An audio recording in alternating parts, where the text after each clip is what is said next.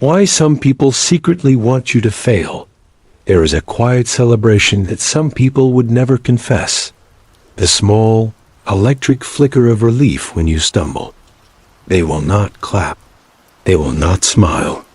They will not even admit it to themselves. But somewhere inside, a door opens, and a draft of cool air moves through a hot, crowded room. Your failure means they can breathe again.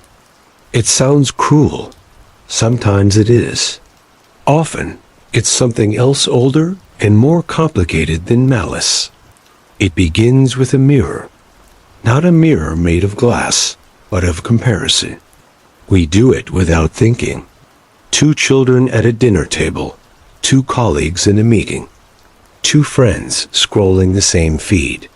A life is always a little too bright, or a little too dim in the light of someone else's news. As soon as you announce good fortune, a promotion, a discovery, a love, a piece of luck, the mirror tilts. The other person can suddenly see what they do not have, what they once wanted and didn't chase, what they chased and didn't catch. Your good news enters them like a question they cannot bear to answer. Do I dare? Do I deserve? Am I late? The mind has tricks for this. It tells moral stories about fairness, destiny, balance, the danger of arrogance, the sin of wanting too much. These narratives are ancient. In Greece, it was called Thonos, the god of envy with a sleepless eye. In Rome, Invidia, the evil eye that dries the fruit of others' labor. In old villages, people hid pregnancies, hid harvests, hid anything that might invite the curse of eyes that could not bear to see abundance. We flatter ourselves that we are past these superstitions. Online, we perform our highlights in curated light, then wonder why the air around us grows tight, why friends grow quiet and conversation thins to pleasantries that carry a metallic aftertaste. There is a deeper current beneath envy, a force harder to name because it is often dressed as love. Systems preserve themselves. Families settle into arrangements, roles, expectations like old furniture. One person is the joker, one is the caretaker, one is the storm. If the caretaker decides to put down the tray, the entire room wobbles. The storm learns to question his thunder. The joker runs out of jokes. Success disrupts homeostasis. So does healing. So does ambition. When you say, I'm going to try something bigger, the invisible cords tug. A hand on your shoulder. Be careful. It can feel like protection. Sometimes it is. Sometimes it's fear disguised as care. What people call humility in you may be their word for, please don't make me question myself. In the psychology of comparison, the stakes are primitive. We are pack animals with fragile hierarchies. For most of our history, status meant survival first access to food, protection, mates. Even in modern life, a seat at the table is a metaphor with teeth. When you rise, someone somewhere feels the chair under them scoot back a fraction. They may not know you. They may not hate you. But when you slip, their chair moves forward again, and their spine relaxes. They wouldn't push you. They wouldn't admit they watched you stumble without reaching. But their body thanks you for the report. The world is still safe for me. There is also loneliness at the edge of improvement. To attempt is to separate. You leave the warm light of shared complaint and step into the cold air where risk lives. People love you as they know you. If you become someone else, they must grieve a version of you that made sense in their story. Many would rather not grieve. They would rather you return to the previous chapter. They call it realism. They call it concern.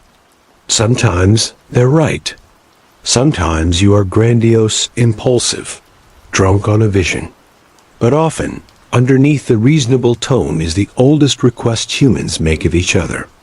Be like me, so I don't have to change. The most frightening and magnetic thing about your striving is that it is contagious. The courage of one person sends signals through a network. Desire wakes up in those who tried and failed. Pain wakes in those who never tried at all. Desire with nowhere to go turns into resentment. Pain without language turns into sabotage. Nobody says the word sabotage. It appears as a joke that nicks your calf. It appears as delay. Maybe next year.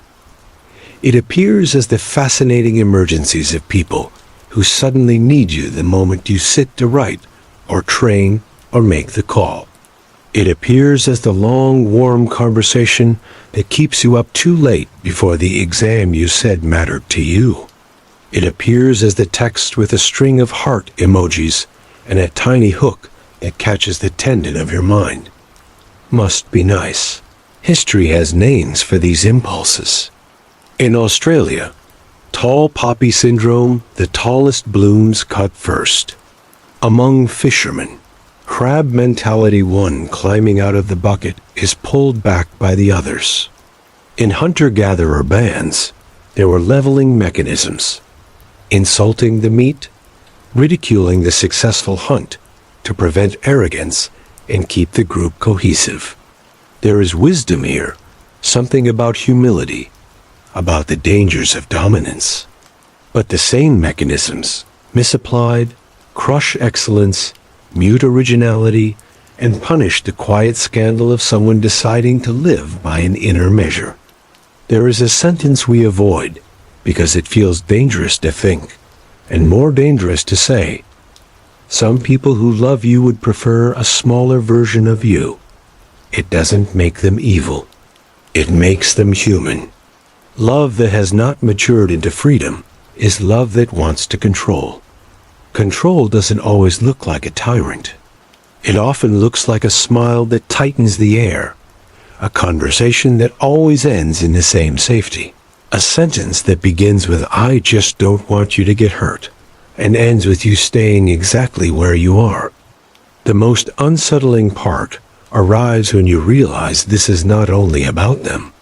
Somewhere in the theater of your mind sits a small audience hoping your own attempt will fail. They clap for your safety.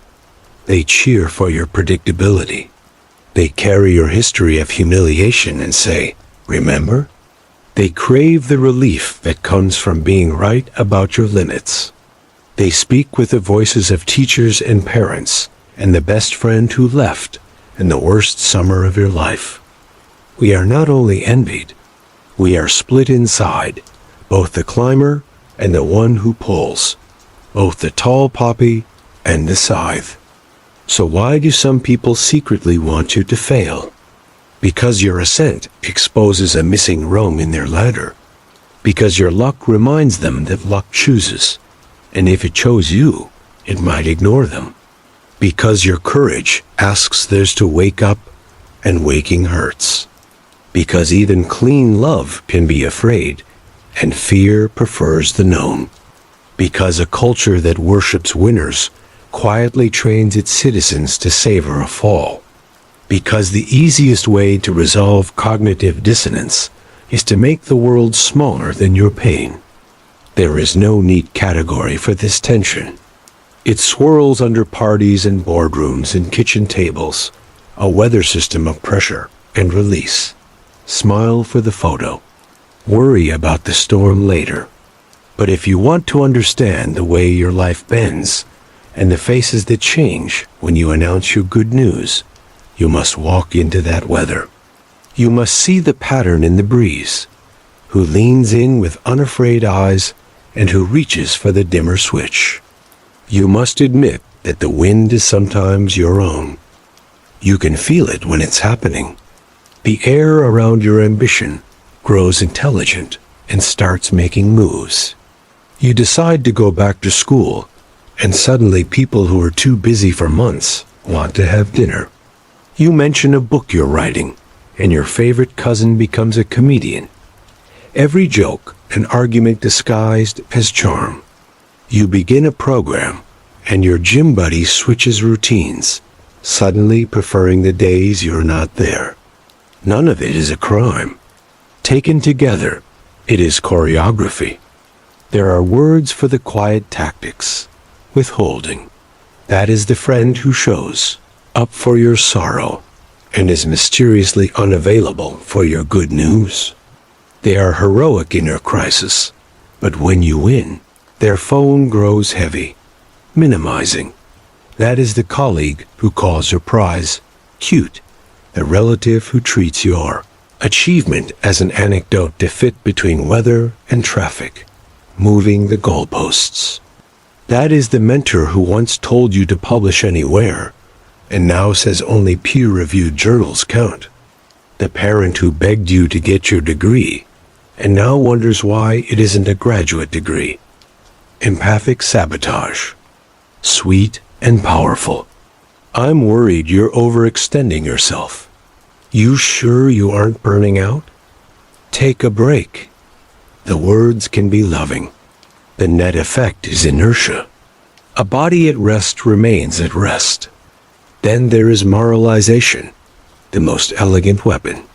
Nietzsche named a version of it resentment, the alchemy by which the powerless translate their envy into a new moral order. The runner becomes a workaholic. The inventor becomes a narcissist. The person who left a community becomes a traitor. If you can't catch someone in action, catch their intention. If you can't stop their movement, paint it a color that looks ugly under bright lights. You won't need to ask anyone to slow down. They will slow themselves out of shame. At the office, the dance is ancient. Someone presents an idea, and the room's temperature drops 2 degrees. A senior voice says, "We tried that in 2014. It didn't take." Another clears their throat and suggests a subcommittee. The meeting ends. Weeks pass. Nothing happens. You learn that I love it. Let's pilot. Translated means, let's suffocate it with process. You are not paranoid. Organizations have immune systems. Anything too alive threatens the equilibrium that protects petty empires, easy schedules, predictable metrics. Many people don't want you to fail because they hate you.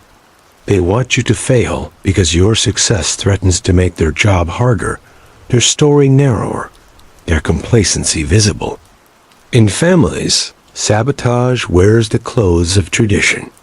You tell your grandmother you're not coming home for the holidays because you're taking your daughter to see the ocean for the first time.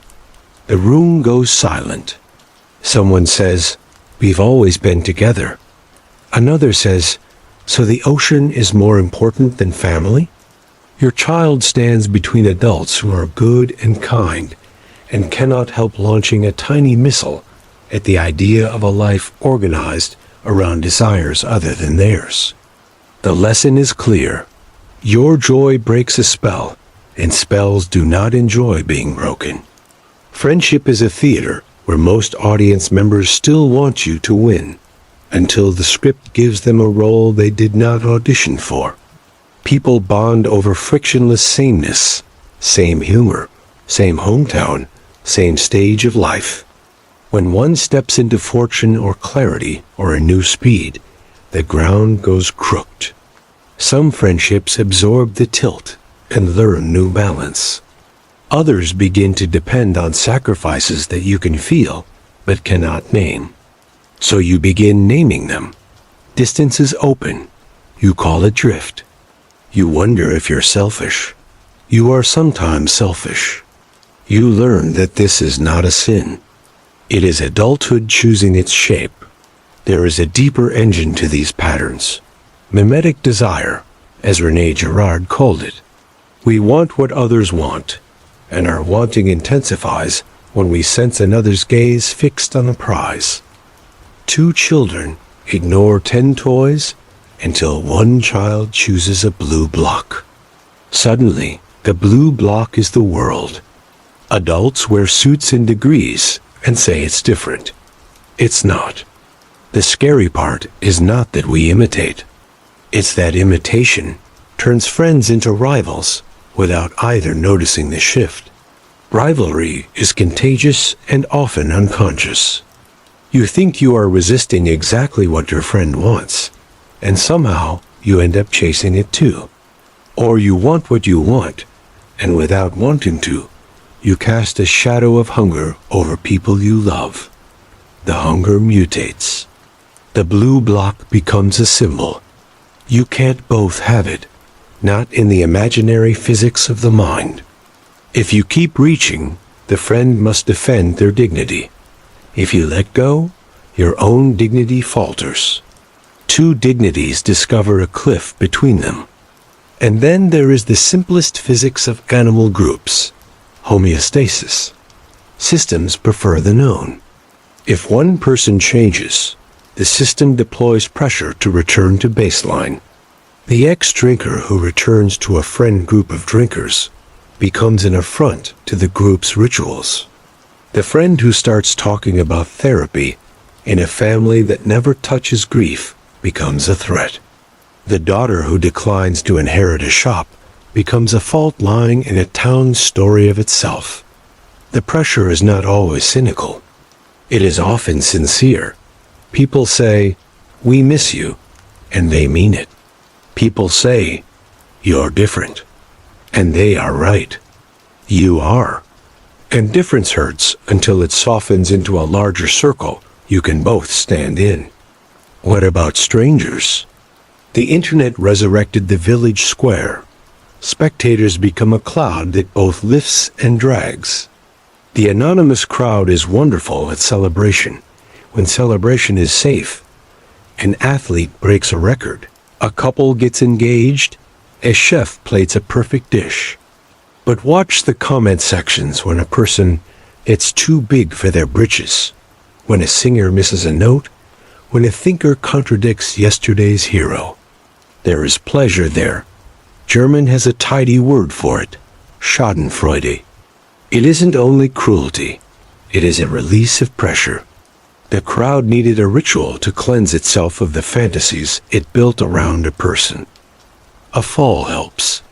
The crowd returns to regular life soothed, as if a god was dragged from a pedestal, and now we can all stop pretending we must be gods too. Suspend blame for a moment and observe the pattern as if you were an anthropologist who also knows what it feels like to sit in a car after a friend's big announcement, smiling and numb. People don't only want you to fail, they want to be okay. If your success makes them not okay, they will sooner or later reach for any tool nearby to adjust the feeling. The kind ones adjust their narratives, find gratitude, find inspiration. The less resourced ones adjust you. They correct you, delay you, doubt you, and when all else fails, they step back and wait for gravity to do what gravity does. Every fall is a lesson.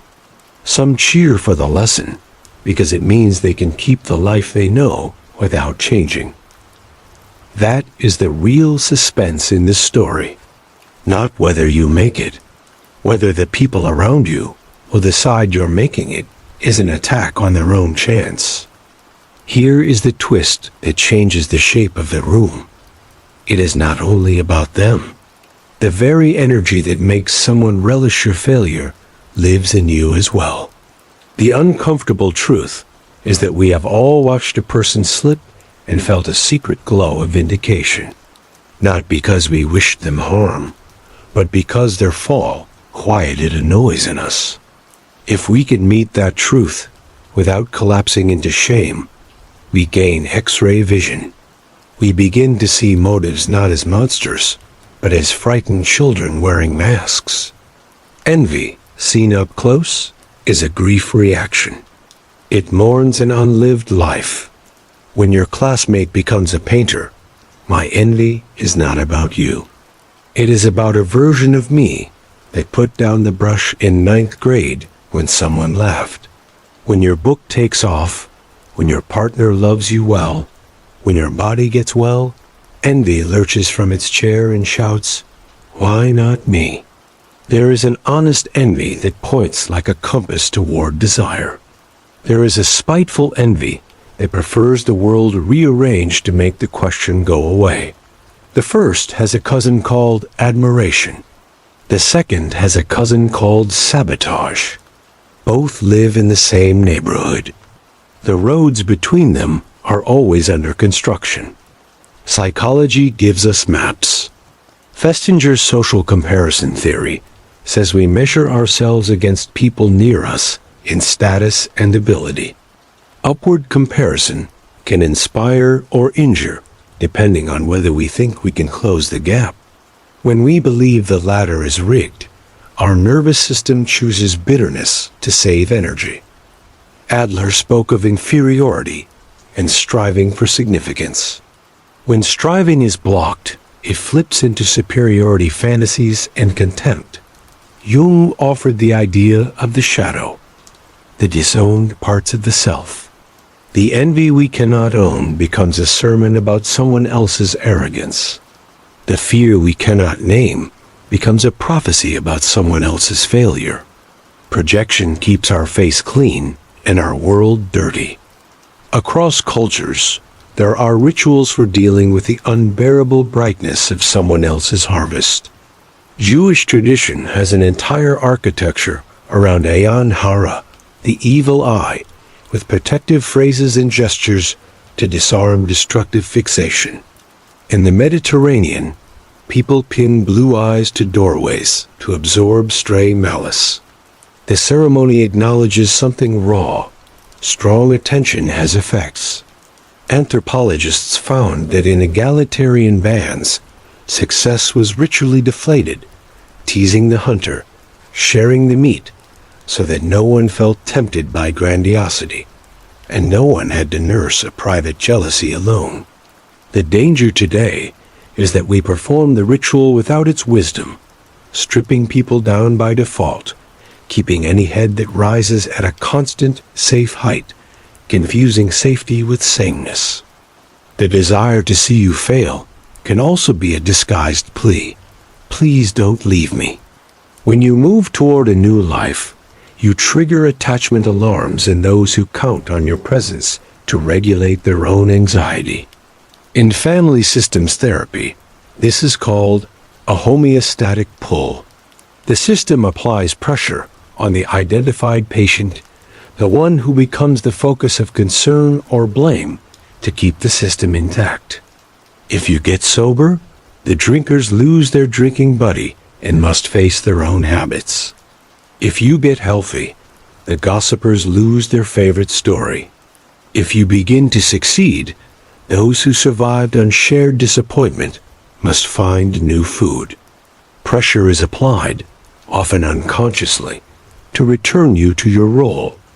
In this light, sabotage is not only spite, it is a conservation strategy. There is another, more tender angle. Someone who wants you to fail may be trying to protect a story that kept them alive. Your attempt suggests that story is not a law. That is terrifying. A mother tells herself the world rewards compliance because compliance kept her safe from a father's rages. Her daughter chooses truth over peace. The mother feels the floor tilt, and love turns into restraint. A friend survived poverty by never risking money. You risk money to build something. Their fear is not theoretical. Bodies remember hunger. They pull you back from the edge of a cliff they can still taste. It is not kindness to obey them. It is kindness to see the cliff in their eyes and hold their hand while you keep walking. If this is the tangle, what is the way through? First, reframe. Someone's desire to see you fail is not an oracle. It is a signal of their relationship with their own desire and fear. The less it is about you, the less power it has over your choices. Second, confession. Name the part in you that wants others to stumble. not to baptize it as virtue or to indulge it, but to take back the projection that would otherwise make you into judge or martyr. If you can say, I too have felt that, you break a spell. The person's hostility stops being an absolute. It becomes a human moment in a long story you know too well. Third, discriminate envy. There is benign envy that says, I want what you have. Show me how. There is malicious envy that says, if I can't have it, you shouldn't either. Encourage the first wherever you find it in yourself and others by sharing process, demystifying success, offering seats at your table without apology. Protect yourself from the second by boundary, witness, and sometimes distance. What you do not need to do is appease it. You cannot be small enough to cure someone else's resentment. They must find the unlived life on their own map. Fourth, nurture mudita, Buddhist sympathetic joy, the radical skill of taking delight in another's good fortune as if it were your own. It is not sentimentality. It is a muscle you can train, a cure for scarcity's hallucinations. In train stations, at weddings, on platforms where strangers post their graduations and biceps in songs, practice. Good for them, and may there be enough for me. Return attention to your lane. Mimetic desire rearranges the soul unless you keep choosing what is yours. Finally, face that the people who most want you to fail may be the ones you most want to keep, not enemies. Inner circle. Here the choice becomes tender, adult, frightening. Do you let your life shrink to keep the old emotional contract intact, or do you renegotiate? Renegotiation can sound like, I love you. I'm doing this. I will grieve with you the changes in our rhythm, but I won't dim. You will not always be met with maturity. That is not your yard to mow. You mow yours. Honesty without cruelty, determination without grandiosity, compassion without capitulation. The revelation, then, is not that people are secretly villains. It is that we are a species learning, clumsily, how to carry our own longing without breaking each other's hands. Your failure will relieve some. Your success will threaten others. Both are unavoidable. The work is to become a person who can move through such weather without confusing it for the climate of reality. Imagine the moments you did not post.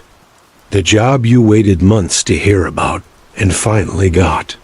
You sat in your car and told nobody because you could already feel the replies. The love that arrived late.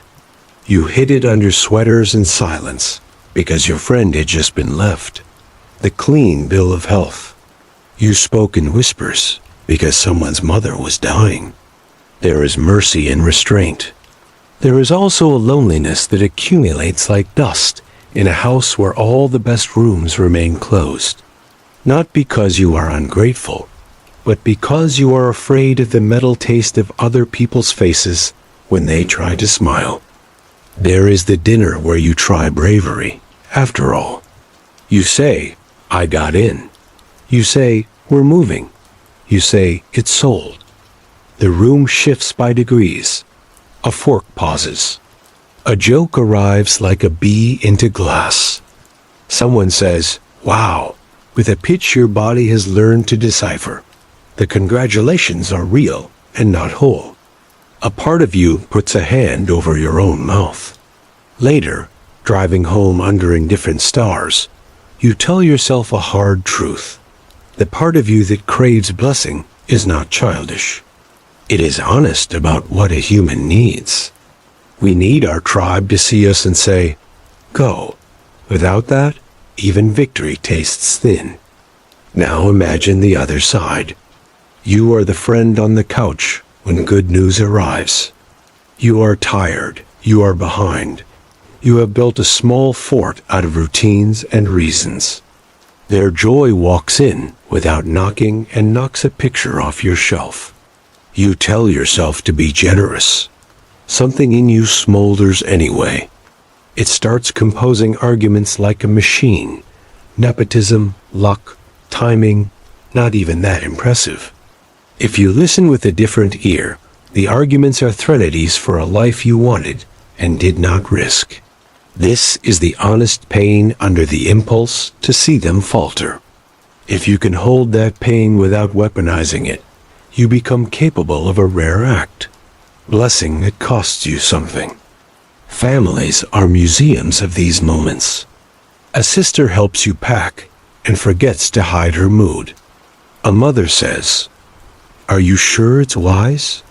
And the question has two layers, the practical one and the ancient one you could never answer as a child because it wasn't a question. It was a boundary disguised as care. A father's pride makes him talk about himself for 20 minutes after your announcement. Everyone is trying. Everyone is losing something. Your change rearranges their furniture. It is human to grieve while you clap. It is human to vanish when you cannot. Sometimes the desire for your failure is not private at all. It is cultural. Remember the stories that trained you. Icarus flew too close to the sun. Hubris punished by a fall. Prometheus stole fire and was chained. Procrustes stretched travelers to fit his bed. There are cautions we should keep.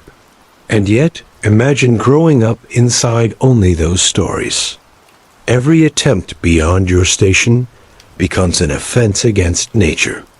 Some places built gentler alternatives.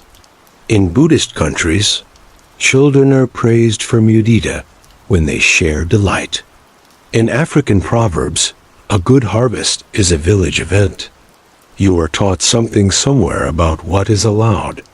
Your circle learned it too.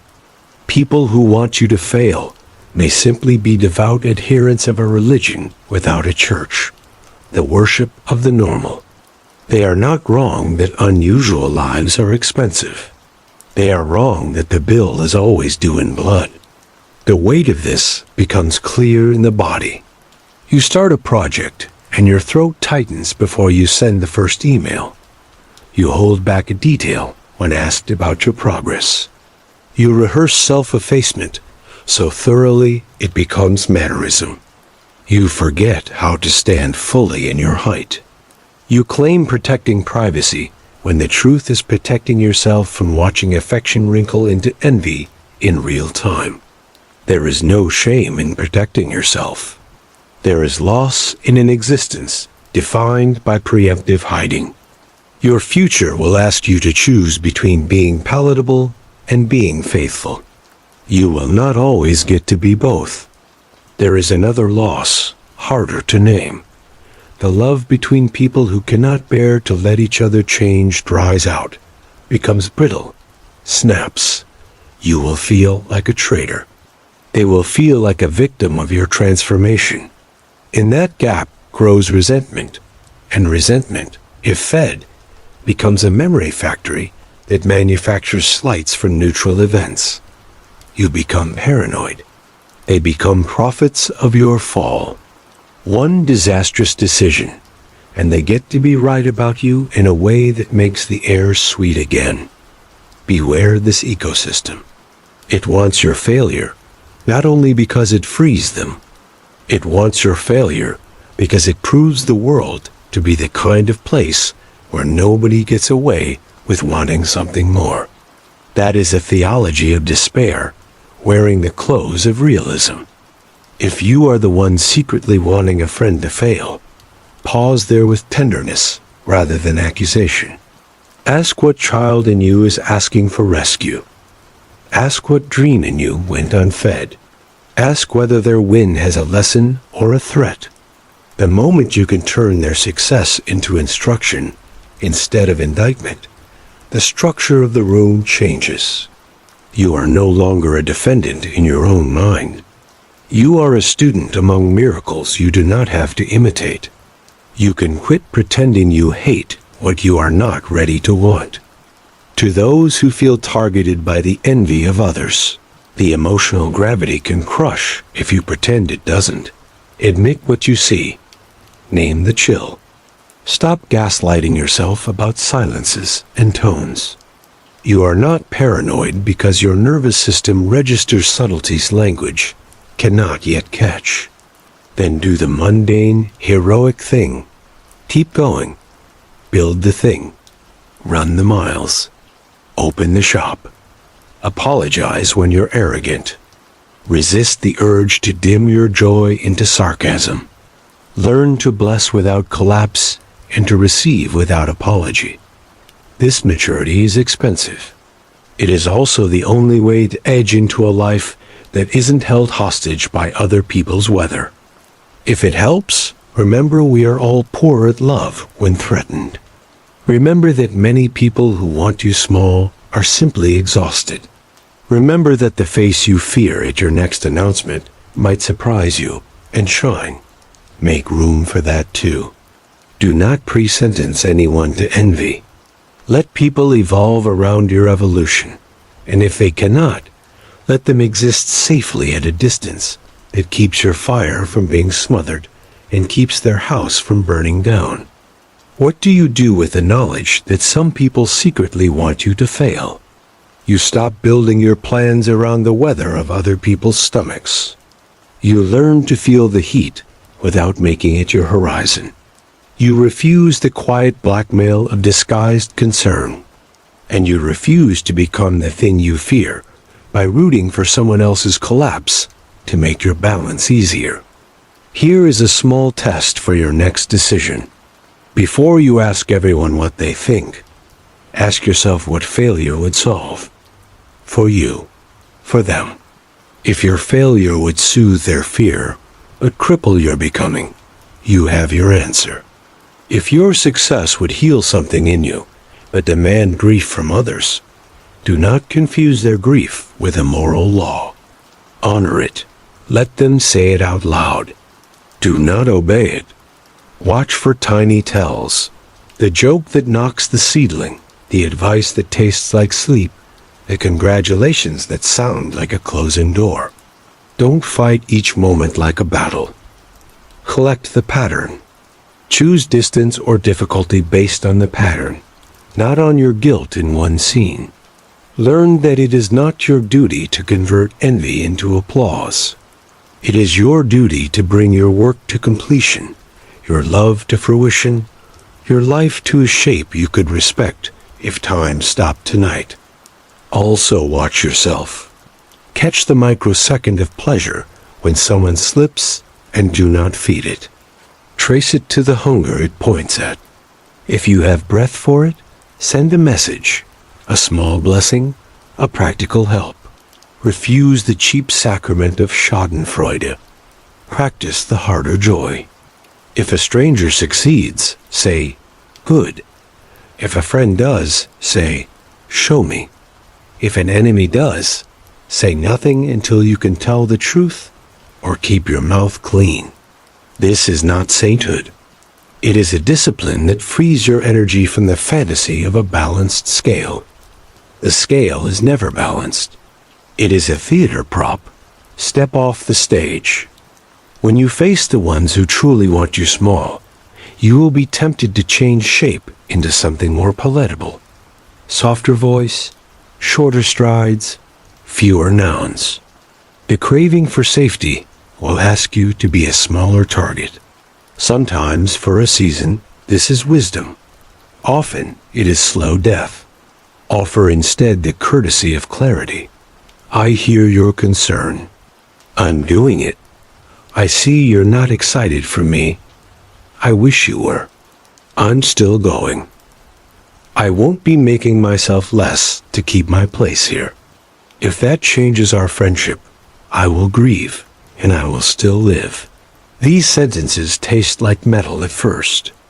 Then they taste like air. There will be nights when you lie awake, rehearsing every face. You will wonder if you have become arrogant, delusional, heartless. Use these nights wisely. Ask the questions that keep you honest. Are you avoiding repair where you caused harm? Are you using my dream as a shield against relationship? Are you justifying selfishness as destiny? Are you confusing speed with importance? If the answers force you to slow down, slow. If the answers make your spine align, go faster. The line between courage and vanity is thin and moves. Walk it with a lamp, not a sword. It is comforting to imagine that one day you will be so certain, so established, so obviously good that nobody will want you to fail. That day does not arrive. The numbers change. The voices change. Your own shadow changes shape. What can arrive is a steadiness that does not depend on universal permission. A body familiar with both applause and silence. A heart that can outlast someone's wish for your fall without returning the wish. A mind that knows success is not protection, and failure is not proof of the world's grudges, and both are teachers hired by time. There is a final, uncomfortable invitation. Be the person someone can succeed beside without losing your warmth. Become dangerous to envy. Do it by carrying your own unlived life back into the light. Do it by honoring the ordinariness beneath someone's brilliance and the quiet brilliance beneath someone's ordinariness. Do it by retiring from the secret police of other people's desires and offering, instead, a chair at your table, a candle, a listening face that doesn't demand shrinkage in exchange for love. If you do this work, your circle will change. Some will leave. Others will arrive like weather you didn't know how to want until it was here. Your house will be noisier, truer. The rooms you kept locked will open, and cold air will pour through until it smells like home. You will fail. People will watch. You will rise. People will watch. The ones who want you to fall will want again. The ones who want you to fly will keep their hands steady at your back, not touching, just near. You will learn to tell the difference without bitterness. Stand then at the beginning of your next attempt and listen for the chorus. Friendly, hostile, silent, absent. Let them sing. Then choose the line you will sing back, the melody that belongs to you. Sing it until it becomes the way you walk. Sing it until even your enemies recognize it as yours and stop trying to change the key. If this opened your eyes, subscribe to Boring History, because the truth is never boring.